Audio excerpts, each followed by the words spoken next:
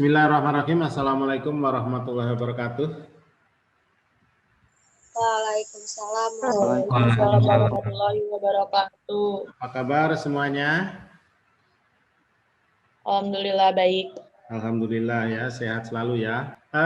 Pada kesempatan hari ini adalah nanti yang akan kita pelajari adalah masih dinamika gerak tapi yang terakhir ya.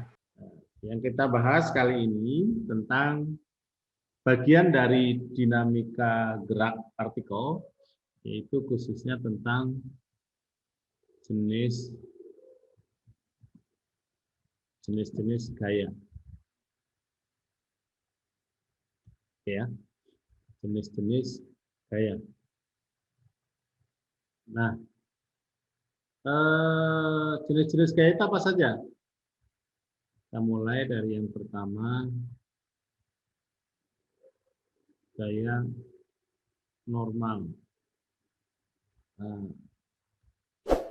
gaya normal itu apa? Gaya normal adalah gaya yang tegak lurus terhadap bidang.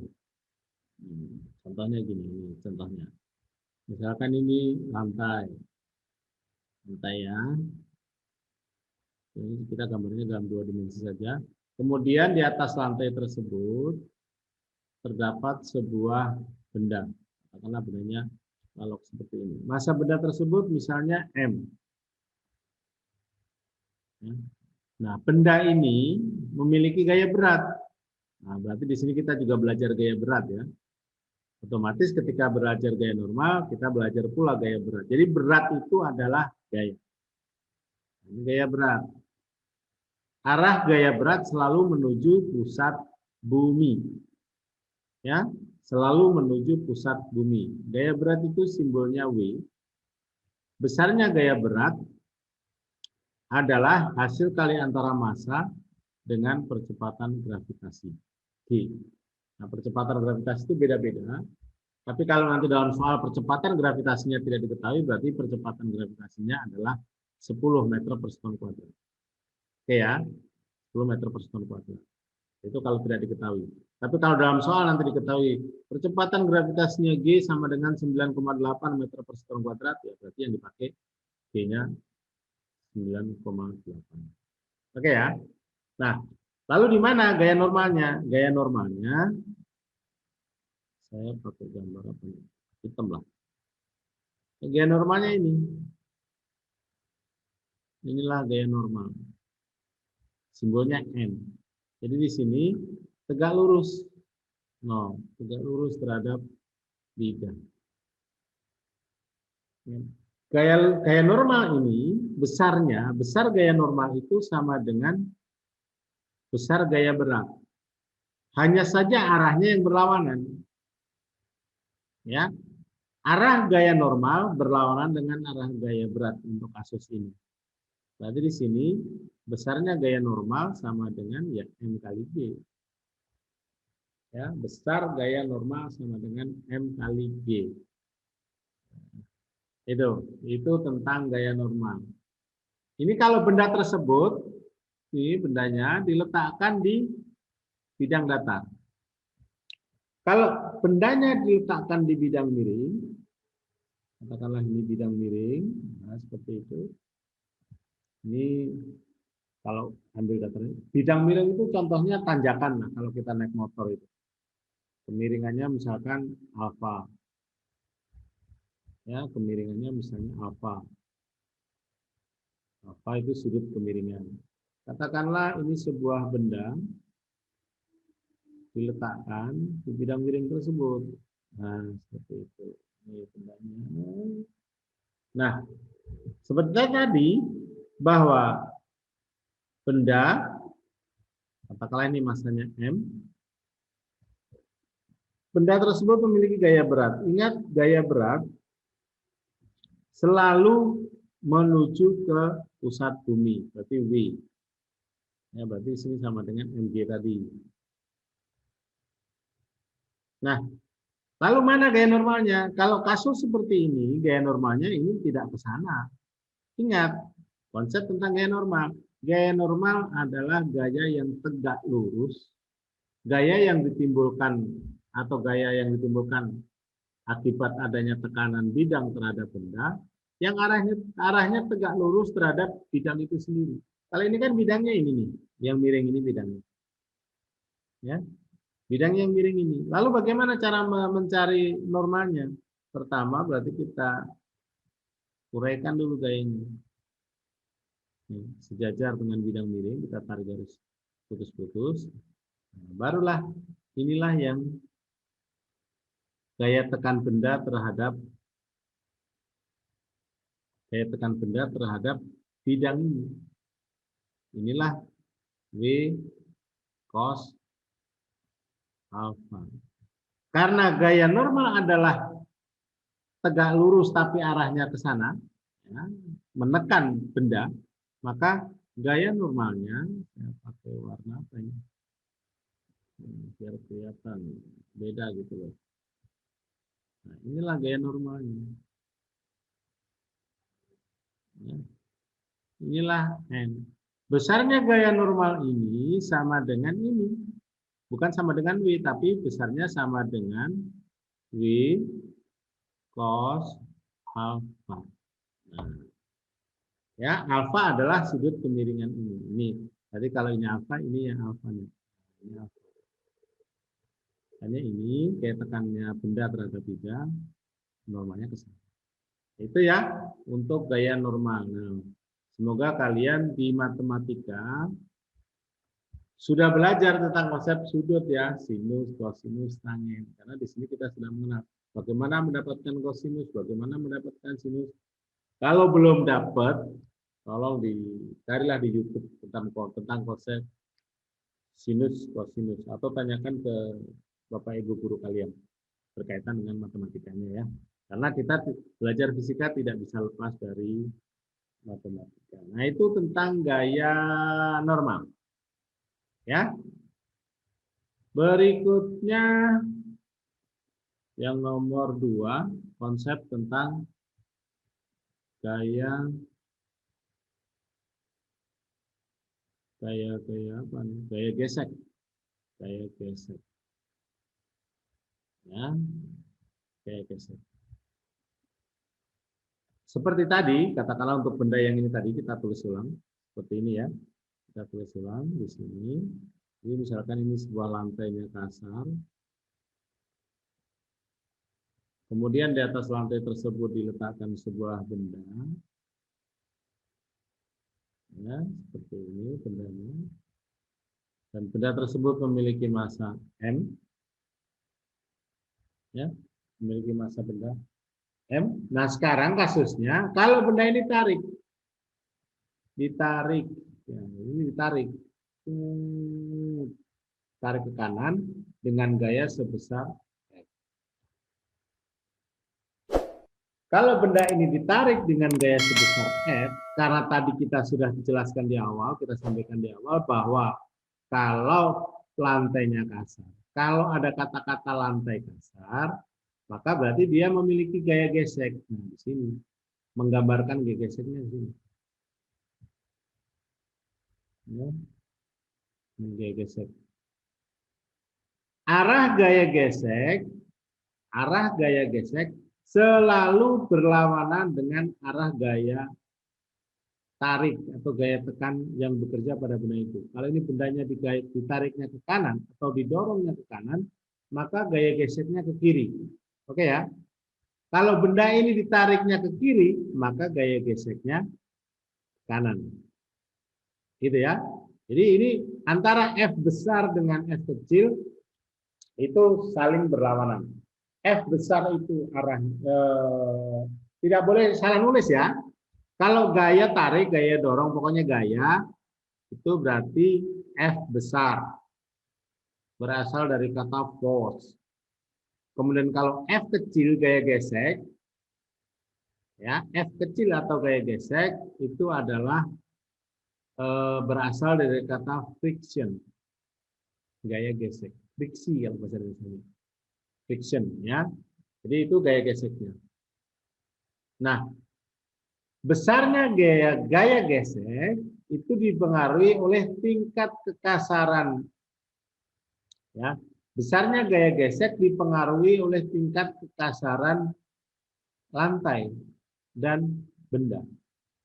Nah, tingkat kekasaran lantai itu disebut dengan koefisien tingkat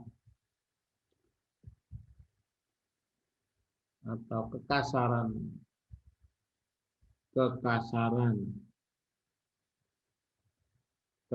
lantai itu disebut dengan istilah koefisien gesekan. Ya. Koefisien gesekan diberikan simbol mu. Nah, jadi ini dibaca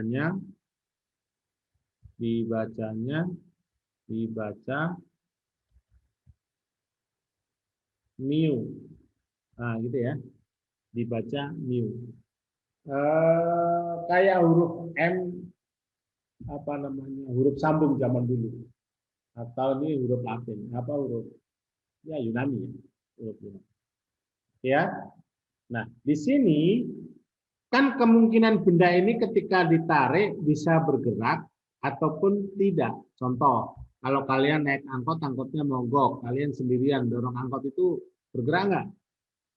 Kalau kalian yang perempuan, nggak bergerak kan? Tapi kalau penumpangnya ada 5, dorong, bergerak. Jadi benda itu kalau didorong ada 2 kemungkinan. Benda itu tetap diam atau benda itu bergerak. Ya, berarti di sini gaya geseknya juga ada 2. Gaya geseknya ada gaya gesek statis. Jadi kalau bendanya itu masih diam, maka gaya geseknya gaya gesek statis. Kalau bendanya itu sudah bergerak, maka gaya geseknya adalah gaya gesek kinetis. Nah, karena gaya gesek itu ada 2, maka koefisien gesekan mu juga ada 2, yaitu mu statis dan mu kinetis. Ya. Mu statis dan mu kinetis. Nah, besarnya mu statis selalu lebih besar daripada mu kinetis. Nih. Ya. Mu statis lebih besar daripada mu kinetis. Lalu apa hubungannya F dengan mu? Hubungannya F kecil, F itu maksimumnya sama dengan mu kali N. Ini maksimum. Ya. Jadi nanti kalau ini nilai F maksimum. Gaya gesek maksimum. Ya. Kalau itu F statis, gaya geseknya ya mu S kali N. N apa? N itu adalah gaya normal. Kalau kita gambarkan tadi kita punya berat ini sebesar W. Ya. Ini gaya normalnya sebesar N. Nah, itu. Maka di sini Fs sama dengan mu S kali N. Ini nilai maksimum. Ya, nilai maksimum. Apakah setiap kita mendorong benda selalu bergerak? Belum tentu. Contohnya tadi, kalau mendorong angkot sendirian yang mogok, nggak bergerak. Tapi kalau mendorong rame-rame bergerak. Nah, jadi, benda itu akan bergerak jika gaya dorongnya atau gaya yang bekerja itu lebih besar daripada gaya geseknya. Ya, kalau gaya gesek lebih kecil daripada gaya dorong atau gaya dorong lebih besar daripada gaya gesek, maka benda itu bergerak. Ya, ini syarat nih. Jadi kalau ini bergerak, benda bergerak, benda bergerak. Kalau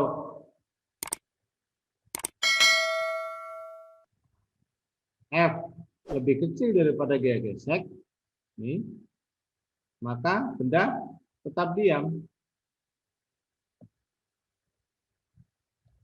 Itu ya, itu syaratnya. Jadi kalian tidak boleh salah apa ya, salah perkiraan atau salah perhitungan. Misalkan ada kasus sebuah benda didorong, sebuah benda masanya M, didorong dengan gaya F. Berapakah percepatan benda tersebut jika diketahui mu S sekian, mu K sekian. Kalian cari dulu. Kalau F lebih besar daripada Fs, maka benda bergerak. Ini, ya, sorry. Harus lebih besar daripada gaya gesek statis. Ya, Fs-nya berapa? Yang tadi mu S kali M. Ya, Fs-nya Fs itu sama dengan mu S kali M. Nah, ini ya. Nih. Oke. Itu tentang gaya gesek. Kemudian berikutnya gaya berat. Nah, tadi sudah sempat disinggung. Kalau benda diletakkan di atas lantai, ini bendanya memiliki massa sebesar M, maka benda tersebut memiliki berat. Arahnya selalu menuju pusat bumi. Besarnya M kali G. Ya, besarnya M kali G. Itu kalau berat. Kalau kita timbang badan, apakah itu berat? Kita timbang badan. Berapa? 45 kg.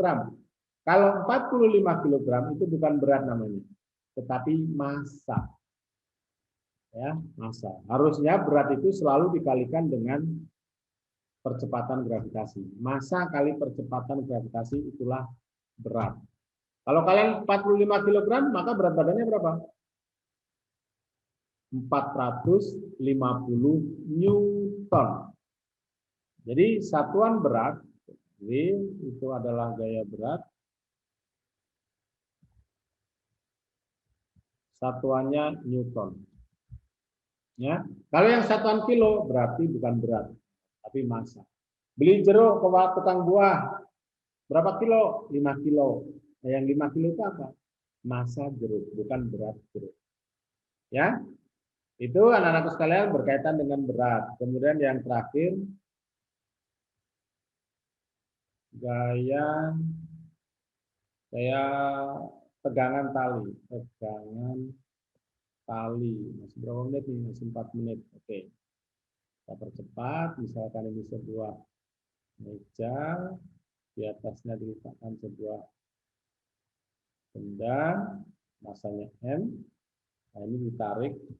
Dihubungkan dengan tali melalui sebuah katrol. Saya gambarkan ada katrol. Nah, itu. Nah, ini bendanya yang kedua. Katakanlah ini M1, ini M2. Ya. Seandainya ini kasar katakanlah. Karena kasar berarti di sini, nah, ini katakanlah M2, ingat ya, untuk mencari berapa tegangannya, ini ada gaya gesek. F. Ya. Nah, di sini benda kedua memiliki berat, gaya berat arahnya menuju pusat bumi, W sama dengan M2G. Ini W2. Nah, di sini ada tegangan tali arahnya ke atas, ini T. Ya. Benda M1 ini mendapatkan tegangan tali T. T di sini dengan T di sini sama. Makanya kalau digambarkan ini ke atas, ini boleh begini, ini ke bawah, ini boleh begini. Jadi tegangan tali itu dua arah ya, arahnya kanan. Nah, pada saat di M2 arah tegangan talinya ke atas. Pada saat di M1 arah tegangan talinya ke kanan. Nah, untuk mencari berapakah besarnya T, kita cari besar T itu dari kita bisa lihat di sini. Untuk benda M1 kita lihat di sini. M1 ini kan, di sini gaya yang bekerja adalah T dan F. Nah, arah T-nya itu ke kanan. Nah, kalau ini nanti massa M2 lebih besar daripada M1, kan ini akan jatuh kan? Ya kan? Jika ini jatuh, berarti ini arahnya ke kanan. Maka karena ini saya gambarkan arah ini ke kanan kecepatannya. Kalau ini turun. Ini kecepatannya. Sehingga T yang searah dengan A itu positif. Maka dari konsep hukum kedua Newton, sigma F sama dengan M kali A. Sigma F-nya di sana berarti ada yang ke kanan itu T dikurangi yang ke kiri sama dengan M1 kali A. Sehingga T sama dengan M1 kali A ditambah F. Nah, ini tegangan talinya. Ya, ini cara menganalisis untuk benda satu. Kemudian untuk benda dua, benda M2, maka kita lihat ini ke bawah, hanya ke bawah berarti yang ke bawah positif. Maka dari konsep hukum kedua Newton, maka dia yang ke bawah positif berarti V dikurangi T sama dengan